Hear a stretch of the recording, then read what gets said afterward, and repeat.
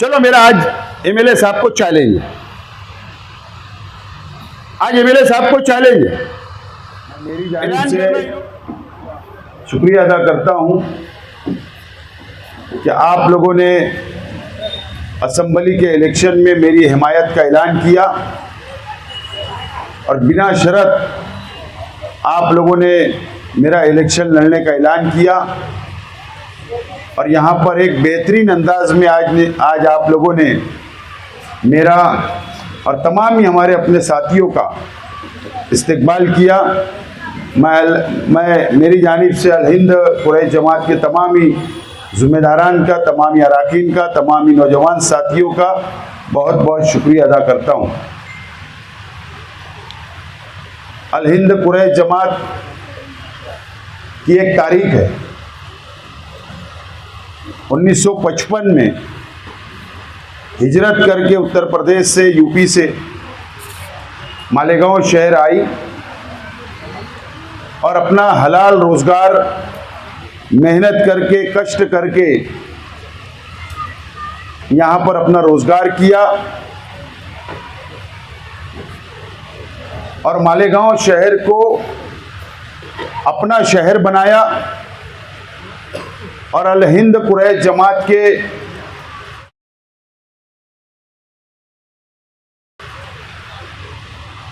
जो बुजुर्ग थे, आज दुनिया में नहीं है,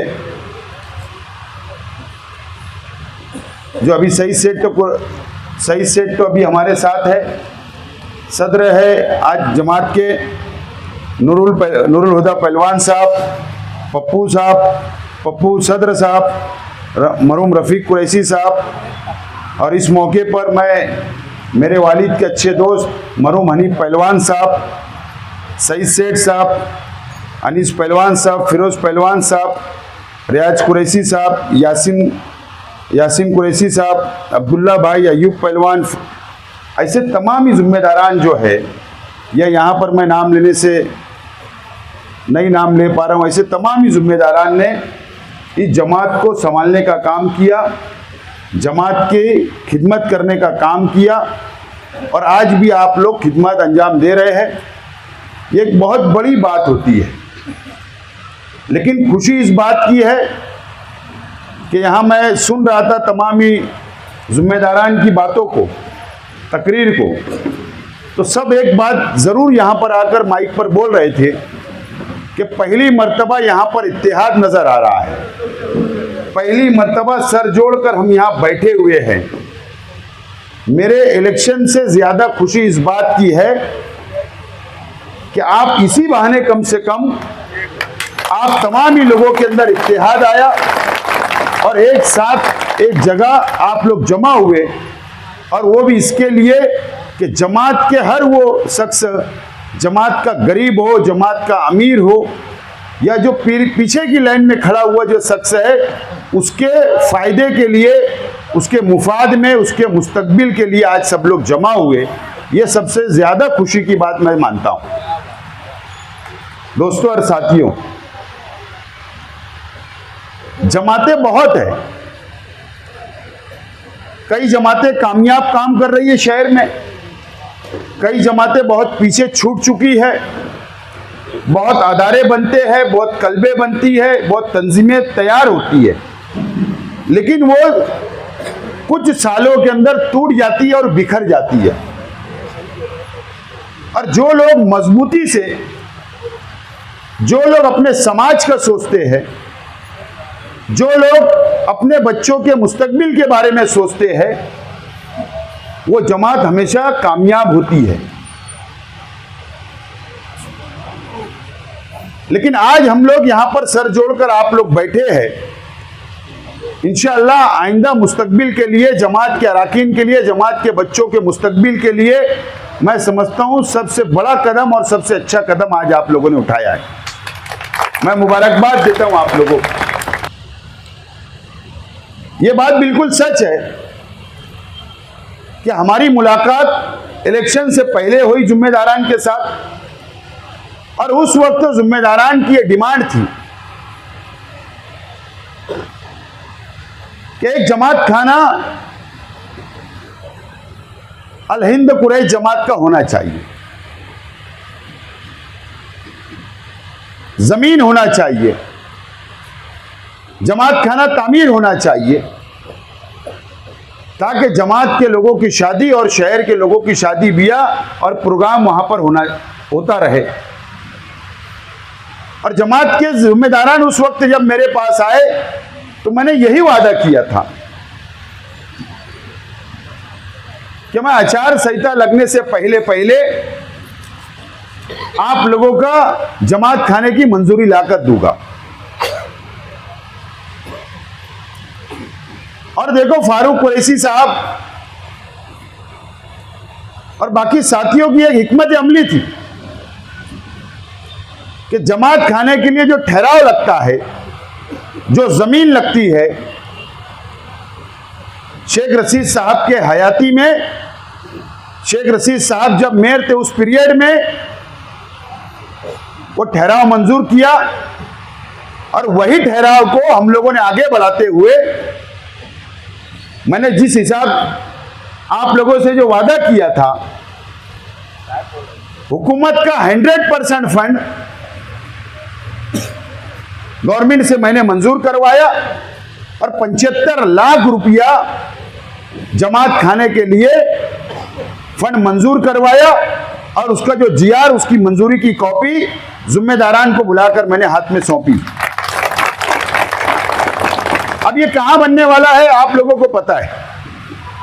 महाद मिल्लत के बाजू में जो ओपन स्पेस है सर्वे नंबर 130 का, मैंने भी अखबारात के अंदर पढ़ा कि वहां पर जॉगिंग ट्रैक बनने वाला है।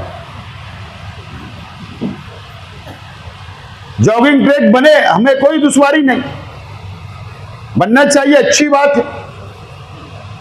लेकिन कमिश्नर ने मंजूरी देते वक्त कम से कम यह सोचना चाहिए था कि कोई ठहराव वहां पर मंजूर है।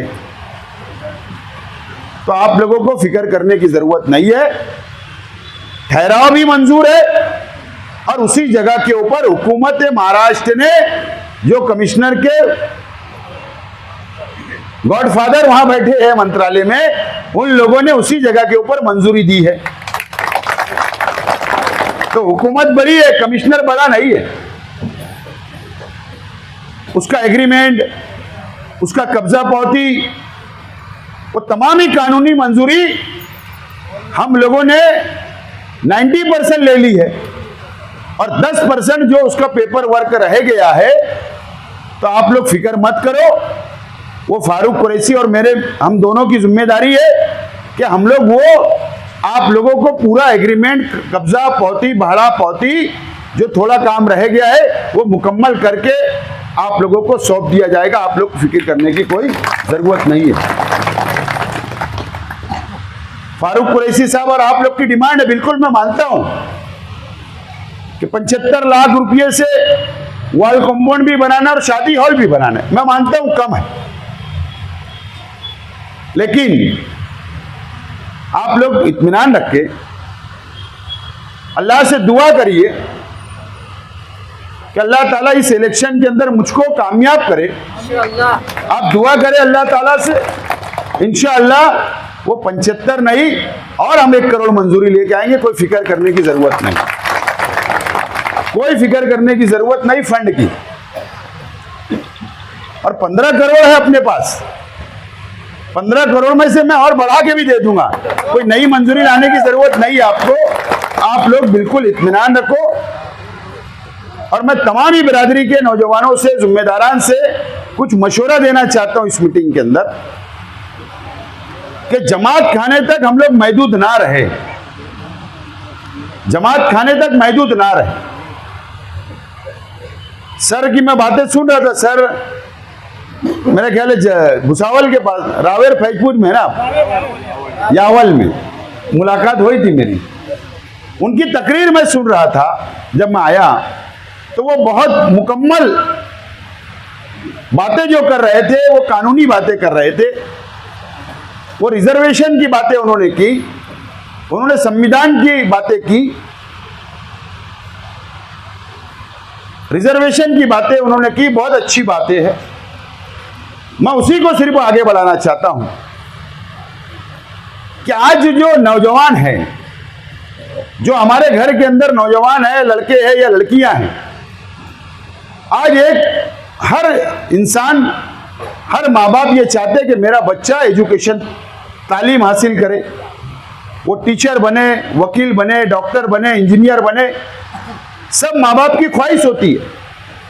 तो आप लोग यहां मौजूद नहीं रहते हुए वहीं जमात खाने के अंदर आप लोग एक स्टडी सेंटर भी कायम करें, वहां अच्छे टीचर लगाए, और बिरादरी के जो बच्चे और बच्चियां हैं जो तालीम हासिल करना चाहते हैं, जो आला तालीम हासिल करना चाहते हैं, तो आप लोग उनकी रहनुमाई करें, वो बच्चों को ट्यूशन, अच्छी क्लासेस कर लगवाइए, वो बच्चों को आगे बढ़ाने का काम आप लोग करिए।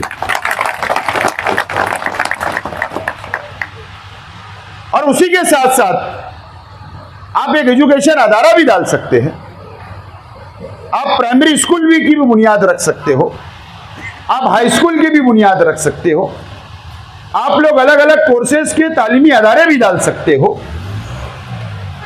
इस ताल्लुक से भी आप लोगों को एक लायमल बनाना पड़ेगा, जिम्मेदारी सौंपना पड़ेगा। कमेटी, नौजवानों की जो तालीम याफ्ता नौजवान बिरादरी में, उनको आगे लाकर उनकी कमेटी बनाकर उनको काम सौंपना पड़ेगा, उनको जिम्मेदारी दो, और तमाम ही जिम्मेदारान जो है वो उनकी सरपरस्ती करे, ताकि आप सरपरस्ती करोगे तो वो अच्छे रास्ते पे चलेंगे, अच्छा रास्ता बताएंगे, आप उनको मशवरा दो और उनको आगे बढ़ाओ। ये मेरा अपना मशवरा रहेगा। और मैं सिर्फ वो इलेक्शन तक मैं बात नहीं कर रहा हूं आपसे। इंशाअल्लाह अगर अल्लाह ताला ने मुझे कामयाब किया, आप लोगों की मदद रही, शहर की आवाम चाहा, तो आप लोग इत्मीनान रखो। आप सिर्फ वो सोचो कि मुझे ये क्लास शुरू करना है, हमको ट्यूशन क्लास। आप फिक्र क्यों करते हो? आपको क्लासरूम बनाना मैं तैयार हूं ना, आपको थोड़ी पैसा देना है। आपको स्कूल डालना है, मंजूरी लेना है, आप प्रपोजल दाखिल करिए, मंजूरी हम मंत्रालय से ला कर देंगे। आपका साना बसाना मैं खड़ा रहूंगा। और मेरी अपनी जो सोच है, वो सोच मेरी हमेशा ये सोच रही है कि हमारे कौम के बच्चे, हमारे मुसलमान बच्चे, वो तालीम के अंदर आगे बढ़े। इस मुल्क के अंदर अगर हमको आगे बढ़ना है, फिरका परस्तों से मुकाबला करना है, तो सिर्फ एक रास्ता मुझे नजर आता है, वो है कि हमारे बच्चों के अंदर हमको तालीम देना पड़ेगा, उनको आला तालीम तक ले जाना पड़ेगा, उनको अच्छे अच्छे आला तालीम दिलाकर आला ओहदों पर बैठाना पड़ेगा, जब भी हम उनसे जीत सकते हैं। दूसरा रास्ता नहीं है। तो ये तमाम ही चीजें जो करेंगे आप लोग, जो भी लाएमल आप लोग तैयार करेंगे, प्रोग्राम बनाएंगे, मैं आप लोगों के साथ साना बसाना खड़ा रहूंगा। आपको फिक्र करने की कोई जरूरत नहीं। आप लोग देखिए कि शेख रशीद साहब का इंतकाल हुआ, 10 महीने हुए। मैं चाहता था और कुछ उनके नाम से शुरू कर सकता था, लेकिन मैंने नूरबाग के अंदर मैंने एक स्टडी सेंटर, नीट क्लास शुरू करने का फैसला किया, और 3 करोड़ रुपए के फंड से मैं एक आला दर्जे का एक नीट सेंटर बना रहा हूं, जो मालेगांव शहर में ऐसा नहीं होगा। पूरा एसी होगा, फर्नीचर होगा, क्लास रूम होगा, स्टाफ रूम होगा, लड़कियों के लिए एक अलग, लड़कों के लिए अलग, इस तरीके का बना रहे। और मेरा मकसद यही है, नो प्रॉफिट नो लॉस के ऊपर हम लोग एडमिशन देने वाले हैं। कोई रुपया पैसा कमाना नहीं है, मकसद है आगे बढ़ना बच्चों को। तो मेरी हमेशा सोच तालीम के ऊपर मेरा ज्यादा फोकस रहा है। आप लोग भी तालीम के ऊपर ज्यादा फोकस करिए, आगे बढ़िए। दूसरी बात, जो सलाटर की बात हुई कि जो कॉन्ट्रैक्ट कारपोरेशन ने निकाला है, बहरहाल उसके ऊपर हम लोग दोनों बिरादरी के जिम्मेदारान यहाँ बैठे हैं। खानदेश बिरादरी के भी जिम्मेदारान हैं, अल हिंद कुरैश जमात के भी जिम्मेदारान हैं। इलेक्शन के बाद हम लोग सर जोड़कर बैठते हैं, कानूनी क्या हम लोग कानूनी कार्रवाई कर सकते हैं, नहीं कर सकते, एग्रीमेंट कब खत्म होगा, क्या होगा, नया टेंडर निकालने वाली है कारपोरेशन, नहीं निकालने वाली, उसके ऊपर डिस्कस करना पड़ेगा, लाएमल तैयार करना पड़ेगा। और इंशाल्लाह उसके ऊपर हम इलेक्शन बाद हम लोग सर जोड़कर बैठ के उसके अंदर हम लोग बात करके जो भी फैसला इत्तेफाक राय से होगा, हम लोग उसके अंदर आगे, मैं आपसे वादा करता हूं कि आप लोगों के साथ मैं खड़ा रहूंगा। हमारे जो धंधा व्यापार है कुरैश जमात का, बहुत रिस्की धंधा है।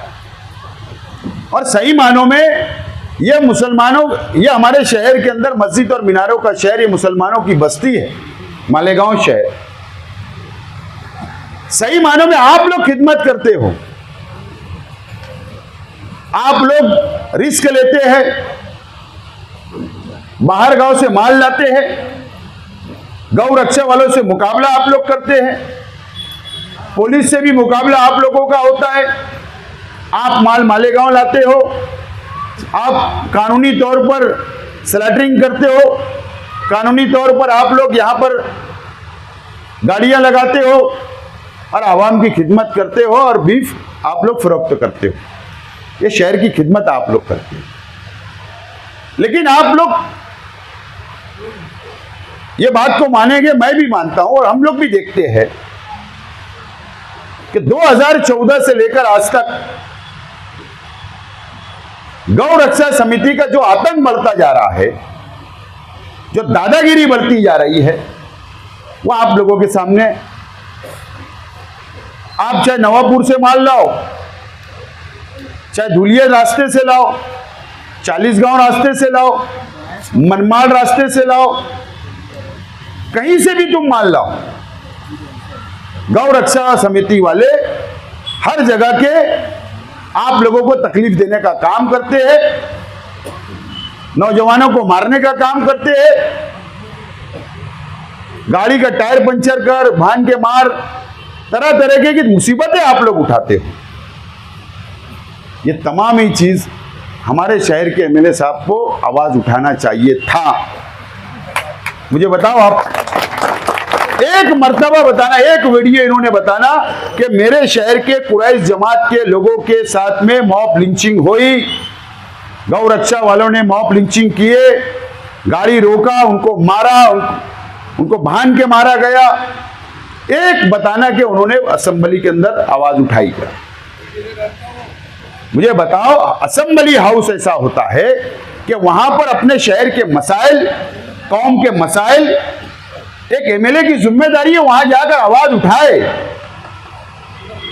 और जब वहां आवाज उठाएंगे तो पुलिस पर प्रेशर आता है, डिपार्टमेंट पे प्रेशर आता है और डिपार्टमेंट फिर गौ रक्षा वालों को सबक सिखाएंगे। अब एमएलए अगर वहां कुछ बोलते ही नहीं है, कुछ बोलेंगे ही नहीं, ना पुलिस पे दबाव होगा, ना गौ रक्षा वालों पे दबाव होगा। ये जिम्मेदारी उनकी अपनी थी, लेकिन उन्होंने निभाया नहीं। आप लोग 5 साल का जायजा ले लीजिए। तो मुझे बताना, एक वीडियो लाकर बताना असेंबली की, शेख आसिफ को जेल में भेजो, ये वीडियो तो आ गई। गौ रक्षा वालों को जेल में भेजो, ये वीडियो नहीं हमने देखा। देखेंगे आप लोग, उनकी जिम्मेदारी थी। अभी बकरीद का त्योहार था, मार्केट के अंदर माल खरीदा गया। मुझे बताइए आप लोग, वहां पर गौ रक्षा वालों ने पूरा घेर लिया, एहतजाज किया। एमएलए साहब की जिम्मेदारी थी वहां जाते, मार्केट में बैठते, मार्केट के उनके बात किए क्या? मार्केट भी हुकूमत के अंडर चलती है। जो बॉडी बैठती है वो भी इलेक्शन होता है, गवर्नमेंट के कानून के मुताबिक मार्केट चलती है। महाराष्ट्र हुकूमत के अंडर में वो मार्केट चलती है। एमएलए की जिम्मेदारी थी जाके मार्केट में बैठते, मार्केट के ऑफिसर को बुलाते कि यहाँ बाजार कानून के मुताबिक लगता, शेतकरी कानून के मुताबिक माल बेचता है और माल हम लोग लाइसेंस वाले खरीदते हैं। जाकर वहां पर नुमाइंदगी की जरूरत थी, नुमाइंदगी करना चाहिए था। ये तो वहां तक पहुंचे ही नहीं, वहां गए नहीं। और जो 1-2 लोग गए, उन्होंने काम बिगाड़ दिया। कुछ लीडर जो आज असेंबली लड़ रहे, वो वहां जाकर बैठ गए, चालू यूट्यूब वाले ले जाकर वहां बयानबाजी किए, वीडियो वायरल हो गई। ये बोलने की जरूरत ही नहीं थी ना कि बकरीद के इस्तेमाल खरीदे हमने। अरे हमने तो पालने के वास्ते खरीदे थे, इन्होंने बोल दिया कुर्बानी का है, बेवकूफी किए। लेकिन एमएलए की जिम्मेदारी थी कि वहां जाके माल छुड़वा के देते। मेरी मालूमात है कि आज तक माल नहीं छुड़ा, बाहर नहीं निकला। ये किसकी जिम्मेदारियां हैं? वक्त के एमएलए की जिम्मेदारियां होती है। तो आप लोगों को सोचना है, आपके रोजी रोटी से जुड़ा हुआ मसला है। तो ये तमाम ही चीजें एक अच्छा, ताकतवर, मजबूत नुमाइंदा, दमदार नुमाइंदे की आज जरूरत है। अब मुझे बताओ कि एक किसान भाई झोड़गे से माल ला रहा था, सैयद होटल के पास वक्त के मंत्री दादा भूसे साहब, गाड़ी वटेक करके उसके आगे गाड़ी लगाई गई, मंत्री ने खुद मारे ड्राइवर को, किसान को। यह कहां का इंसाफ है? यह कौन सा कानून है? वो जो ड्राइवर थे, जो किसान थे, वो मुसलमान थे झोड़गे के। अगर मंत्री हाथ किसी पे उठाते हैं तो गौ रक्षा वाले को क्या हिम्मत नहीं आएगी? इसका जवाबदार कौन आवाज उठाएगा? एमएलए साहब की जिम्मेदारी थी आवाज उठाना था, मंत्री साहब के खिलाफ बोलना चाहिए था, गौ रक्षा के खिलाफ बोलना चाहिए था।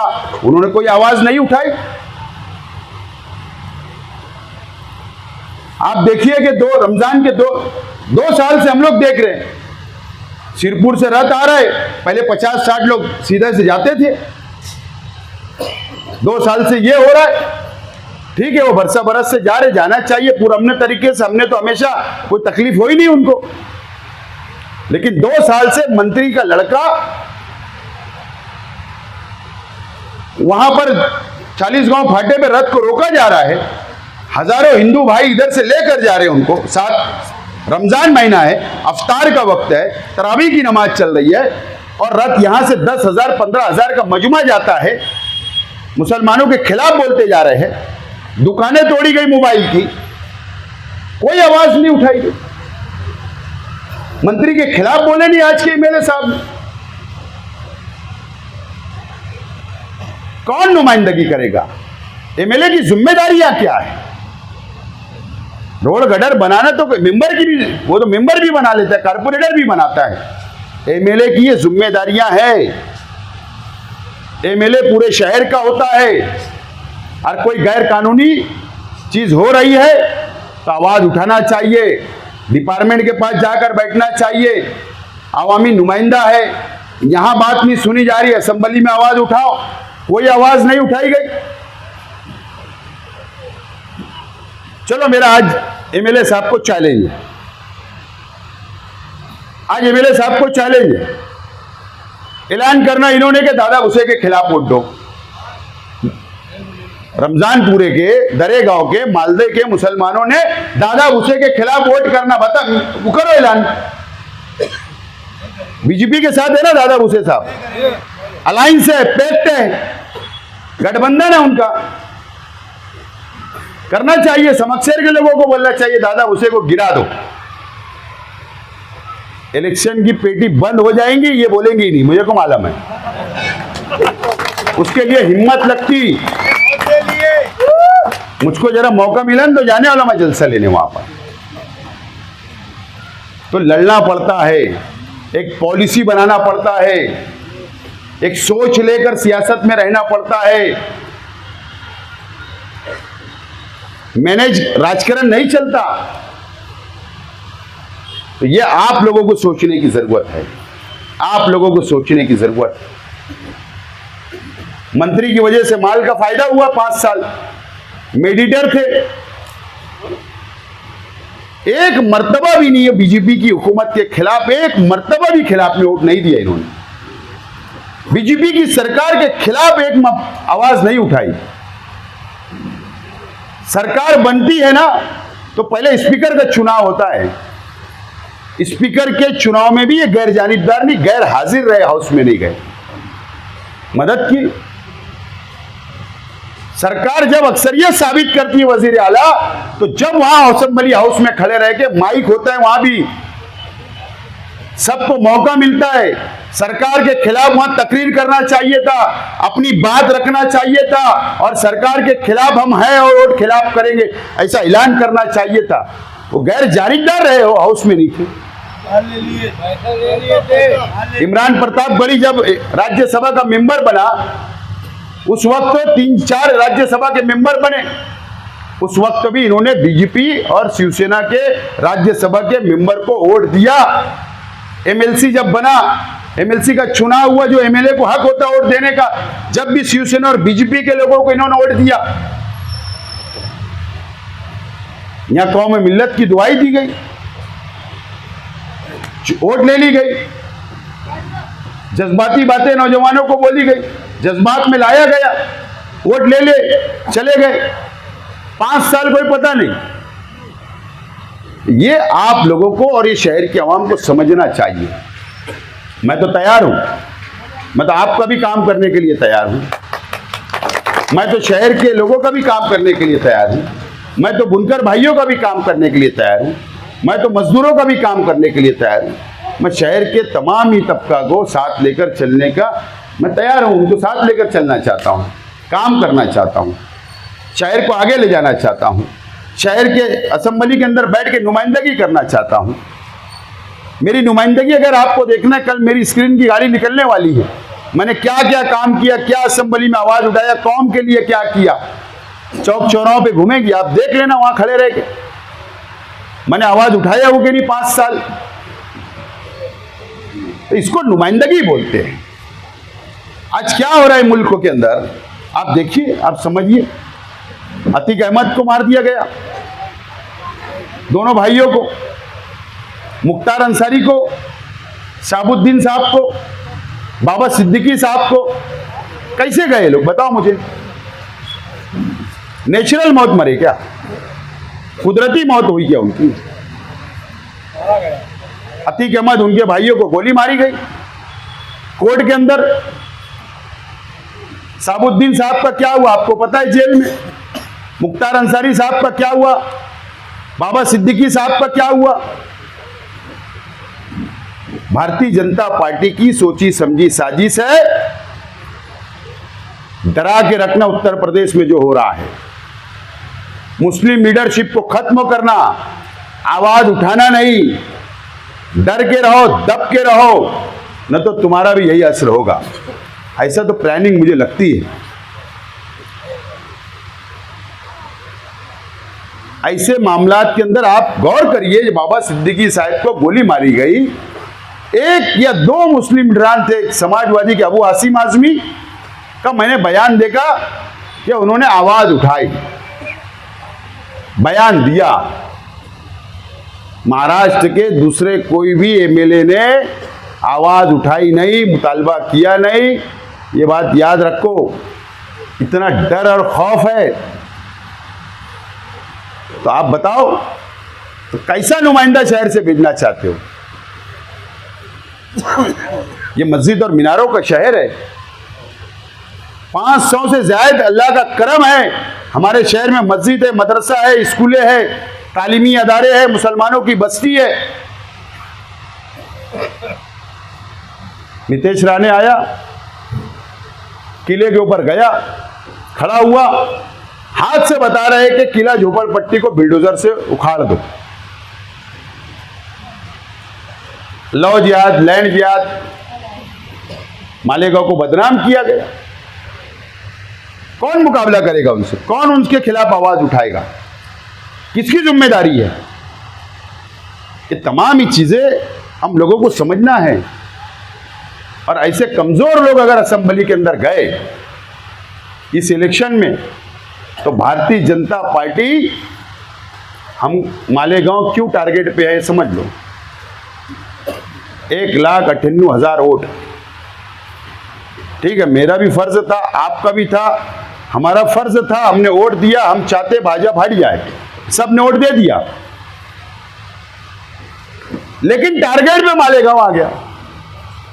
1,98,000 वोट। हिंदुस्तान में ऐसा कहीं नहीं हुआ जो मालेगांव ने किया, हम सब ने मिलकर किया। लेकिन अगर कमजोर नुमाइंदा अंदर से गया तो ये शहर पे अगर कोई बीजेपी की बुरी नजर आ गई तो उसका मुकाबला कौन करेगा और नजर उतारेगा कौन? नजर तो उतारने वाला मजबूत आदमी चाहिए ना वहां। ये तमाम ही चीजें बस आप लोग को समझना है, शहर की आवाम को समझना है। और मैं पूरी तरीके से तैयार हूं।